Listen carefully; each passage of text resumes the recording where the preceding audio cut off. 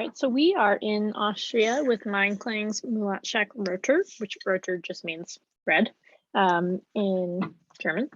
And I did both the red and the orange videos today for their Mulatschak line. And so how I will describe them will be the same on both. So if you have both, sorry for the repetition, but I love them for a lot of reasons. This line for me is great because I think that it is very focused on kind of their like glue style. So their orange wine, which is Mulatschak Weißer or white, that was technically orange, is super easy drinking. This red, exactly the same, because they actually have an enormous amount of wine, which is why they're like this beacon of hope almost in like the natural wine community, because they show that you can do natural wine, biodynamic wine at scale.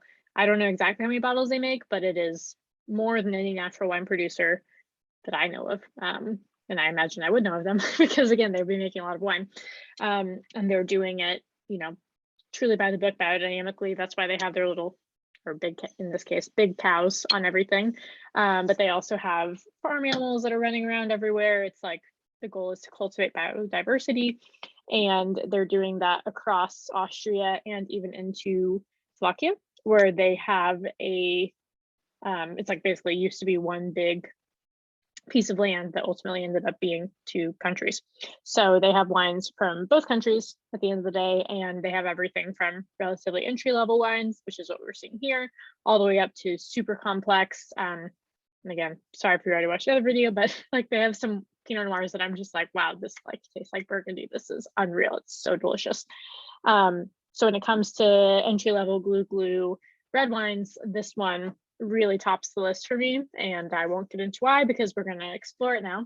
But just know that that's kind of the background, so you can feel good about buying it, feel excited about where it came from, and yeah, it's tasty. So color is quite light. Oh, and on the grapes, let me just double check what they are. I believe it's a blend. And yeah, it's Zweigelt and Saint Laurent. So it's a blend of the two, which honestly, both of those are a bit on the darker side or like heavier side, but the way that they're making them makes that irrelevant, because at the end of the day, I would want to give, or I did give this wine a slight chill. I think it's best served that way. But yeah, so it's truly Austrian wines coming from Austria, which is also nice. All right, so yeah, so the color is light, or sorry, the color is dark for how light the wine actually tastes. And on the nose, before we jump into anything too far, okay, so I can say no, it tastes, or it smells like it smells dark. It's dark fruits, super, I don't know, not hefty, because it doesn't smell like it's going to, or maybe it kind of does. No, it smells light because like it smells like it's going to have a decent amount of acid. It has a little bit of this like, I don't know, balsamic vinegary thing going on just a tiny bit. And it has, like dark cherries, blackberries. It's really in the dark area, but I could also say maybe like a little bit also tart pomegranate, tart cranberry as well. It's got a lot going on, but it's mainly fruit. We're not going into all these secondary and tertiary characteristics with this wine. So let's try it.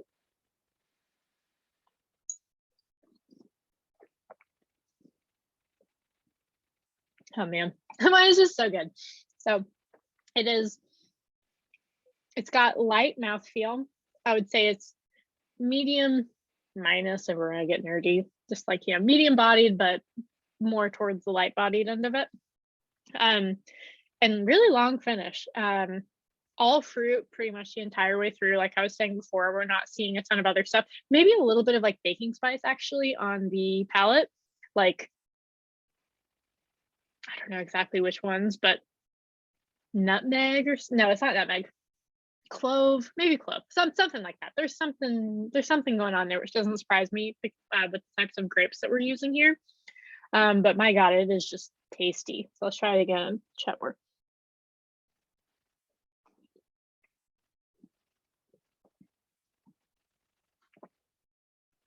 I don't know. This time it even tastes lighter to me. Maybe I would say it's light bodied. I also, to be fair, have it chilled. I imagine if you have it at room temperature, it's going to taste more medium bodied. So like medium minus, that's where it is. Yeah, so all those fruit are there. They're actually a bit lighter, like redder versus like black cherries or more like red cherries now. But there are still the whole like blackberry, blueberry, maybe not so much blackberry, or maybe not so much blueberry. Blackberry for sure. Pomegranate for sure, still there. Cranberry, yes. I just keep wanting to drink it. It just tastes delicious. And yeah, it's a glou wine for sure. It's a glou wine with a deeper, darker style of grape, which is nice because, you know, a lot of times the glou wines that you see, like the epitome of a glou wine is like your classic Beaujolais, which is normally lighter, red, fresh. And this is lighter, dark, not jammy, not so much jammy. It's definitely still tart, but just deeper a little bit.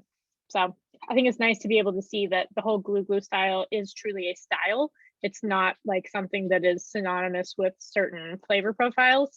You know, you can have a super dark, deep, jammy, breadfruited thing, or Beaujolais as well. Well, not as likely, but you know, it's possible. It's certainly a thing. Well, the cruise. Anyways, I'm getting too nerdy up on this, but it is just very tasty, very dependable, which is another reason that I love Meinklang and why it's great for the club, because you can typically find it. When you find it, it's typically going to taste the same. Not specifically from year to year, because you know, who knows how the vintage is going to be, but at least from bottle to bottle, that's not always the case with natural wine. And it's relatively inexpensive. So I hope you love it as much as I do. As far as pairings go, I would put this one relatively in the whole junk drunk category. It doesn't have a ton of tannin. It's more acidic than anything else. So I wouldn't put it with anything that's very meaty, but certainly put it with your pizzas, put it with like a kebab, put it with your chicken nuggies. Again, drunk food. You could certainly put it other places too, but that's where I am excited to put it. But let me just think of something that's not unhealthy for you. You can put it with. Or if you're vegetarian, I think something like the ratatouille type thing, like stewed vegetables could be good. Or I said kebab, so kebab, like wrapped kebab could be good, but also the kebab where you throw it on the grill. It could be good with grilled foods as well.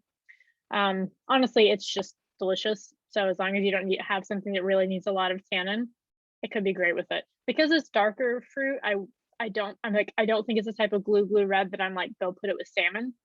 Unless you have some like serious sauce on it, I don't think this is right for salmon, but I do think it's right for, I don't know, just get a pizza. you won't be bad about it. Like, just do your junk foods, your cheap foods. This is the one for it. Enjoy.